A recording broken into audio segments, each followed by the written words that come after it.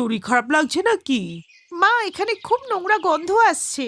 রাকেশের মা ওদের দুজনে গৃহপ্রবেশ করিয়ে ভেতরে নিয়ে আসে। বৌমা, তুমি আরাম করে নাও, রান্নাঘরের নিয়মগুলো পরে হবে। ঠিক আছে মা। এরপর শাশুড়ি মা মমতাকে ঘরে নিয়ে চলে গেল।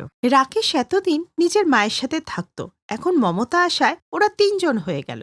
মমতা একজন সাধারণ কৃষকের মেয়ে ছিল, আর রাকেশ দিনমজুরের কাজ করত।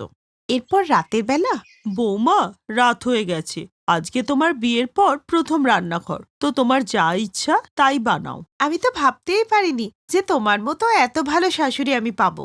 আমার মা শুধু মা আছে বলেই ভালো আছে, না হলে শাশুড়ি হওয়ার চেষ্টা করলেই খারাপ হয়ে যাবে। আমি শাশুড়ি হতেই চাই না, আমাকে মাই থাকতে দাও। মমতা রান্নাঘরে যেতেই জানলা দিয়ে ওই নোংরা পুকুরটা দেখতে পেল। ছি ছি ছি ছি ছি, কি দুর্গন্ধ বাবা! এই গ্রামের লোকেরা এই পুকুরটাকে এত নোংরা করে রেখেছে কেন? আমি জানলাটা বন্ধ